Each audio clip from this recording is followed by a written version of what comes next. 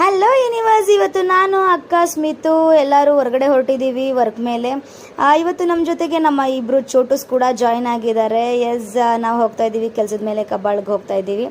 So ಅಲ್ಲಿ ಹೋಗಿ ಊಟ ಮುಗಿಸ್ಕೊಂಡು ನಮ್ಮ ಹೋಗಿದಂತಹ ಕೆಲಸ ಕೂಡ ಮುಗಿಸ್ಕೊಂಡು ಹಾಗೆ ಬ್ಯಾಕ್ ಟು ಆನೇಕಲ್ಲು. ಸೊ ಆನೇಕಲ್ಗೆ ಬರುವಾಗ ಹಾಗೆ ಆರವಳ್ಳಿನಲ್ಲಿ ಅಕ್ಕನ ಬಸ್ ಹತ್ತಿಸಿದ್ವಿ. ನಾನು ಸ್ಮಿತು ಮಾತ್ರ ಆನೇಕಲ್ ಕಡೆಗೆ ಹೊರಟ್ವಿ, ಹಾಗೆ ಮಕ್ಕಳು ಕೂಡ.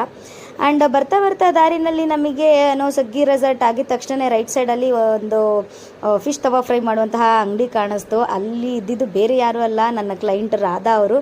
ಸೊ ನಮ್ಮನ್ನು ನೋಡಿ ಅವರೇ ಕಾರ್ ನಿಲ್ಲಿಸಿದ್ರು. ನಂಗೆ ನಿಜವಾಗ್ಲೂ ಖುಷಿ ಆಯಿತು.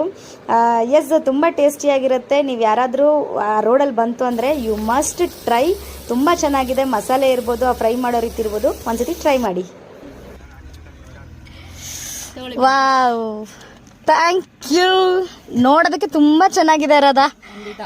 ಟೇಸ್ಟು ಅಷ್ಟೇ ಚೆನ್ನಾಗಿದೆ.